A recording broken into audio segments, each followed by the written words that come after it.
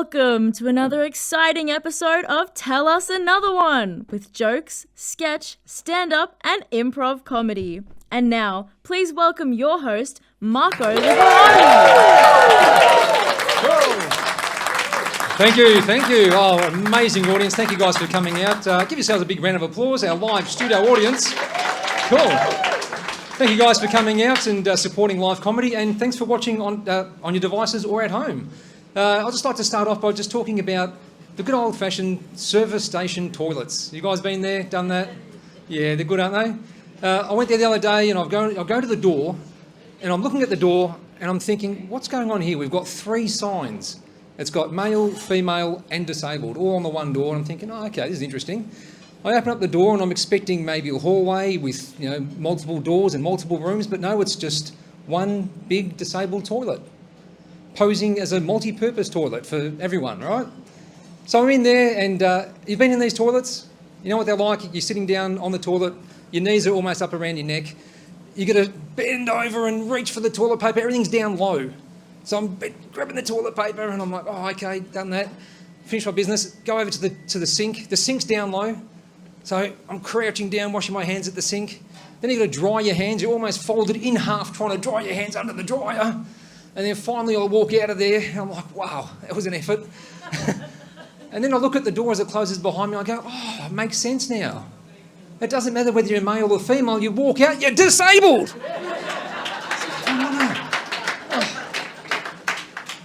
And then I had to make my way all the way back to the front counter with this big, giant wooden key ring as well. Well, that's enough about me ranting and carrying on. It's time to get on with the show. We've got a great show lined up for you guys. We've got jokes, we've got sketch, we've got stand-up, and we've got improv comedy. So we've got a few surprises for you tonight with our improv team. We're going to have some good fun. To start off the night, though, we're going to get our special guest comedian to come and join me on stage, and we're going to do a joke-off segment, a couple of friendly jokes, backwards and forwards, ones you can take home, tell your friends and family. So to kick things off, we're going to get our special guest comedian on stage. A nice big warm round of applause, ladies and gentlemen, Paula Ferrari.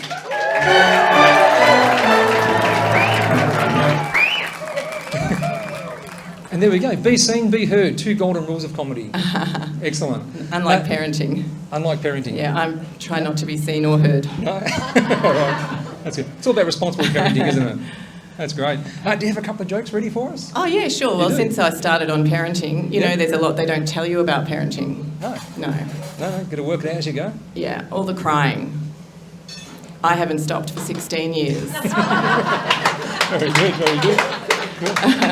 Excellent. We've got an audience joke. Oh. So this one came from our... we've got a table over here celebrating John's birthday, our warm-up guy. Happy birthday, John. Oh, happy birthday, John. You're rounding down or rounding up? So we've got a joke from one of his friends. So Lou told me this joke, and it's about a boss who's employing a young man for a job, and he's going through the process, explaining the job, and he goes, look, we're starting off at $15 per hour, and after 6 months, it's $25 an hour. And the guy's pretty impressed with the young man. He goes, listen, at the end of the interview, finishes off the interview, goes, mate, look, I'm really impressed. You're perfect for the job. The job's yours if you want it. When can you start? He goes, in 6 months' time. It's good. Yeah, that's smart. You've got to work smarter, not harder. That's what they say. That's it. Oh, it's my turn? Oh, yeah, you've got another one? Please Yeah, sure. Actually, you know what? What? Our audience are hanging out for you to tell us another joke. And the show is called Tell Us Another One. So, would you like to hear another joke? All right, then. All right, okay, twisted her arms. All right. You guys are not like my kids. They're like, yeah, shut up, Mum. I try my material out on my children. That's how I know if it's inappropriate. All right. Yeah, the inappropriate jokes, they're the ones that make it. So, I have twins. I'm a parent of twins. And people ask me about my twins, things like, which one's the smart one? And I'm like, well, they're assuming, one's smart, really. I feel sorry for them both. People ask me if they feel pain at the same time. And the answer is yes, they do, when I'm banging their heads together. Here's another one from John's table. I'm a bit reluctant to actually tell this one, but look, you know what? We'll tell it, and whether it makes the air or not, we'll find out. We'll see how we go. So, what's the difference? Oh, this one's from Lou, by the way. So, Lou was the first one. Thanks, Lou, for that one. And Neil, thank you, Neil. This is from Neil. I'll take no responsibility. Thank you, Neil. So, Neil's joke is, what's the difference between Woody from Toy Story and a Catholic priest? I warned you. When a child walks into the room, Woody goes limp. There you go. All right. Okay. That's good. That was received quite well, wasn't it? Good. We've got laughter, we've got applause, we've got a little bit of moaning, but that's good. That's great. That's our joke-off segment. Have a big round of applause for Paula. We're going to see Paul at the end of the night. Good. Excellent.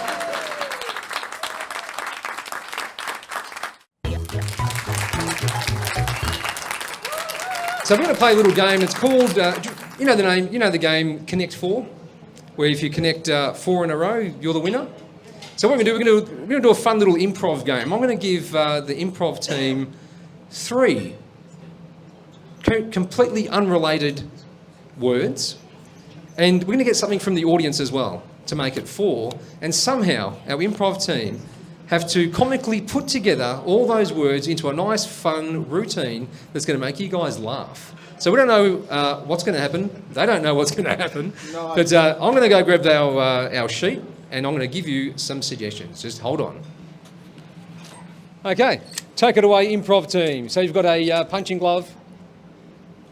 You've got a manager. You've got Nikola Tesla and an ant.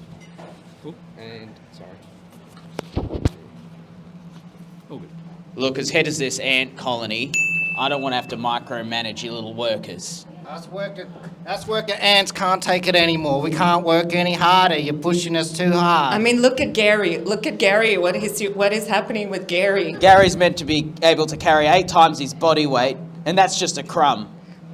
If he can't carry a crumb, he's no use to us, and he gets fired.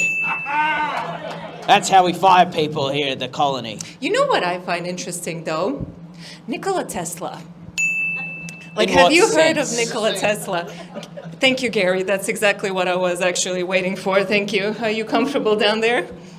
I'm an ant. I can't speak. We're all ants because we're all... We're speaking ant, Gary. We're speaking We're all ants. speaking ants. We're all speaking ants. It's like that Disney movie, Ants. Didn't that resonate with you, Gary? What movie? Wasn't that Bug's Life? They came out at the same time. It was Oh, Ants it's and A Bug's confusing, Life. It's very confusing. confusing. More smart, more safe. Well, you know, if ants have the strength of 8 times their body weight, it makes sense for one ant to do 8 times the work, and we just thought Gary looks the strongest. Well, that's true. It's a secret I've hidden, and you know how like 2 in my mouth at the same time. We saw you with the sugar cubes. Yeah.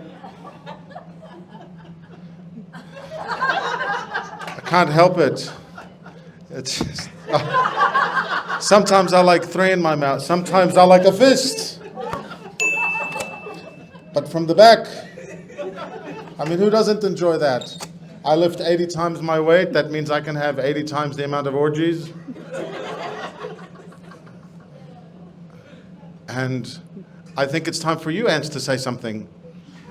I think Gary's right. I think he's tapped into that electric field that Nikola Tesla always talked about. That's why we make those little ant hills. They're really pyramids. Yeah, because actually I really love Nikola Tesla. I think one of his machines made ants work 12 ants worth of work job. He did. You know what else? And I've been wanting to say this for a very long time.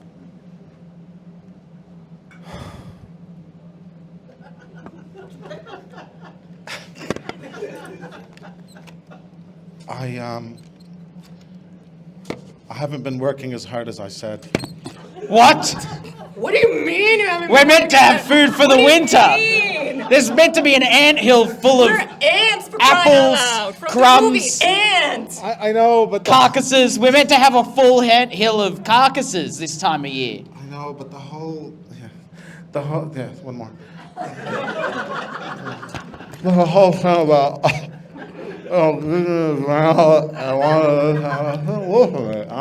okay. He's right. We've been too hard on Gary. We gotta let him off, guys. Let's get and do some work. How about a nice big warm round of applause for our improv comedy team?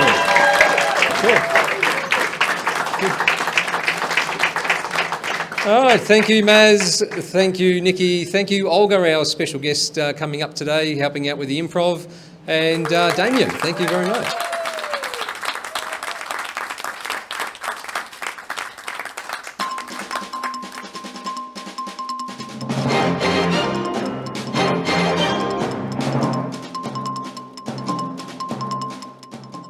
Welcome to Tell Us Another One, Fake News. And making fake news today, we're talking about art installations on the side of busy freeways where I'm currently standing, risking my life to bring you this story. This magnificent sculpture behind me was installed about 10 years ago at the cost of about $250,000 to Australian taxpayers. Interesting. We crossed live to our Prime Minister, Anthony Albanese, who talks to us about a new structure that's being installed. Mr. Albanese, are you there? Yes, thank you. Yes, I'm so pleased to make this announcement to the Australian people. We're actually having a beautiful art installation, and what we're doing is we're getting all these car doors welded together in this big giant circle, and it's going to resemble a pie made of car doors. And then at the top of this pie, we have this giant sewing needle sticking out the top, and the doors are a nod to Australian car manufacturers. As one door closes, another door opens, sometimes overseas, and I've called this fantastic art installation. It's one of my proudest moments in politics. I'm calling it the Pie Car Sew. Oh, I love it. It's brilliant. Probably one of my most finest achievements in administration, I think, yes. Right. And, at a time where Australian citizens are finding it financially tough to make ends meet, we have, the Australian government spending billions and trillions of dollars overinflating the economy, raising interest rates and making it even harder for us Australians to survive. And yet, I believe there's another art installation being installed as well. Is that right, Mr. Albanese? Oh, the next art installation, it's absolutely marvellous. It's actually a nod to all the tradespeople that have made and built this great country. So we're doing this giant van on the side of the freeway, and it's not stationary, no, it's mobile. It's on a 10-metre track, and it's going to go up the freeway, and it's going to go back down the freeway, and it's going to go up the freeway, and again, I've named it. I'm very proud of the name of this installation. It's called the Van Gogh. I love it, and I think the Australian people are going to love it too. So not one, but two art installations at astronomical prices. Who are the lucky artists? Why are they getting installed? And what benefit does street art actually have? This has been Marco Liberati. Tell us another one, Fake News, where you get yesterday's news today.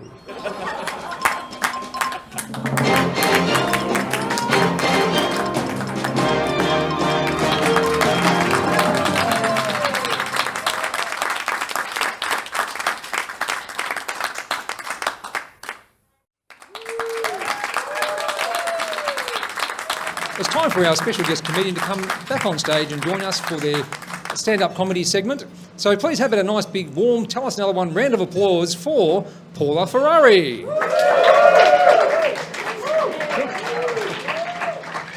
Did you miss me? Oh, you did? Yeah. You guys are definitely not like my children.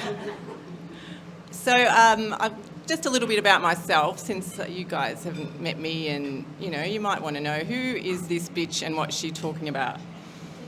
Yeah, well, that would be like my children. Yeah. I get that in the mornings, you know, and also, what have you done with our real mother? So, yeah, look, I found out recently, I've been doing comedy about 7 years, and I found out that apparently women aren't funny. Yeah, and like nobody told me, okay. So I just thought I was shit.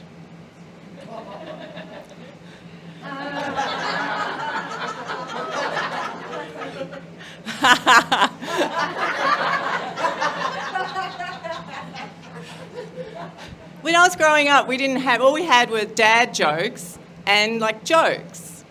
Right. And when you think about it, like who's doing the jokes?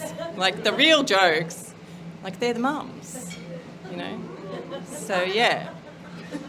So yeah, mums jokes. Oh yeah, this is great. Oh, can you come to all of my shows? So my mum, like I think you lose your sense of humour when you give birth, actually. So my mum was an activist for birthing rights, and she made my dad come to my birth. And he fainted when I was born. I think it was because he just wasn't used to seeing that much girth in his wife. That's why we lose our sense of humour. Yeah, girth is a lot more attractive in a man than in a woman. So, yeah, but Mum went on to, like, try and really, you know, help women who were, you know, trying to give birth, so free them from the shackles of the medical model of birthing. And she'd come home when we were teenagers with videos of women giving birth for us to watch, to educate us about birth. So there'd be like women covered in blood, screaming. One of the videos, everyone was naked. I think that was the French one. And we were just like, Mum, we've seen the squatting position. Can't we just watch Neighbours like the other kids? It was very traumatising. So something else I heard when I was growing up was that women can't do maths. I don't know if anyone else heard that, women can't do maths. Yeah, so I'm like, I found out that I couldn't do maths when I gave birth to my first child, and it came out as 2 children. I'm like, shit. Yep, I was going to start with 1, so I had too many children, really. People ask me, which one's the dominant one? People ask, who's the dominant twin? And they actually had a punch-up about it, to, you know, who was the most dominant. So, I don't know, still don't know. So what I've decided to do is to, like, since I've got all these children and there's too many, definitely too many, so I'm going to have a UFC cage fight to prove once and for all who is the dominant twin, and it's to the death. So that will solve 2 problems for me, and I'll be able to tell people it's the living one. I know I love my children. One of them said to me, Mummy, I think I need counselling. I think I need therapy. And I said, oh, that's fine, darling, you can get therapy. I won't even ask what it's about. But remember, if you tell them I'm a bad mother, the government will take you away. So trying to make this relatable to the men. Anyone here got a beard? Anyone ever shaved off your beard and then seen your face and suddenly, like, just want to stick it all back on again because you will realise the purpose of beards? Anyone ever had that problem? I don't know, just trying to relate to you because that's how I felt after my first Brazilian. Just stick it all back on.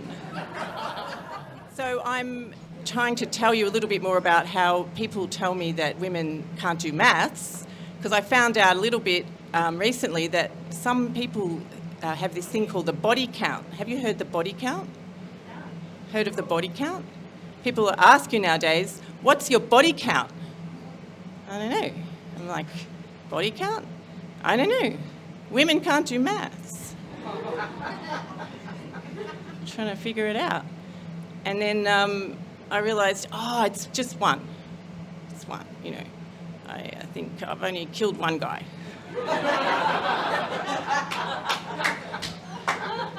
Yeah, that was from my first marriage. Yeah, I call it renegotiating the contract. You know, you have to say, till death do us part. So one of you has to die, really.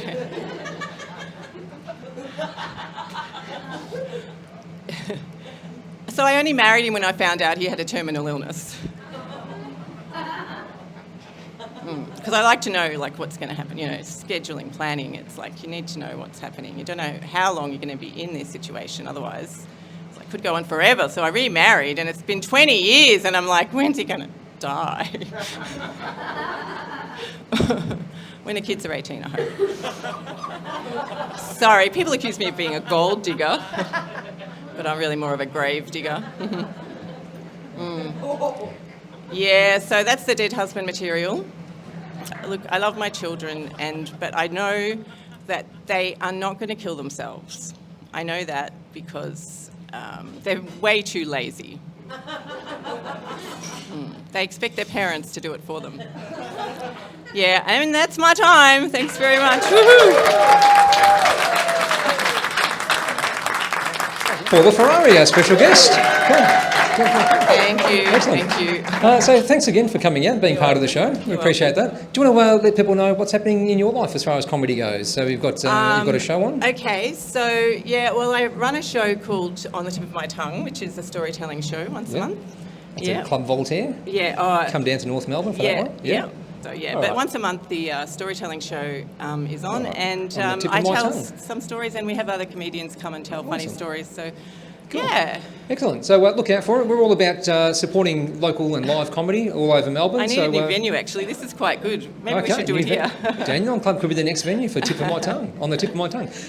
You may have seen Paula Ferrari on some of our sketches. She's the genie as well. So thanks for helping out with that. You're welcome. I'm going to close the show now. So one more time, ladies and gentlemen, Paula Ferrari. Thank you. That's the end of all the fun for now. Tune in next week and be part of the fun. Tell your friends, tell your family. You can check us out on socials as well. We've got a YouTube channel, so you can check all of the stuff we've done over the last 2 seasons. It's time to say goodnight. It's time to say goodbye. I'd just like to thank all the people that are involved in the show to make the show happen. We do rely on a lot of the talent to come in and donate their time to the show. So if we can get all the crew up, we've got Olga helping out on the AV. We've got Marianne helping out on the front desk. We've got our improv crew coming up. So we've got Maz, we've got Nikki, we've got Oscar, we've got Damien. Of course, our special guest comedians that come up every week to support the show. Marianne's coming up as well. We've got John Wenninger. We've also got John Wenninger coming up. He's our CIA security detail. Thank you, John. So how about a big, nice, warm round of applause for everyone that's it. That's it. Punch in, 2 eyes. That's good. That's awesome. I'd like to also thank the Heart Kids. That's a charity that we support. So if you want to donate Heart Kids, we've got a QR code and we've got a tin we're going to shake at the end of the night. It is free entry for everyone who comes for our live audience, but it's not free exit. So contribute to the tin. That'll be awesome. I'd like to we also have a children's book, Marco the Magnificent, and proceeds of that go to Heart Kids as well. So you can buy yourself a book, you can donate to charity, feel good about yourselves. I'll feel good about it as well. We'd also, yes, of course, be seen, be heard, the golden rule of comedy, and we're all seen by Paul from Sunnyside Films. So thank you, Paul. That's good. And that's a wrap for tonight. So be good and good things happen. Good night and thank you.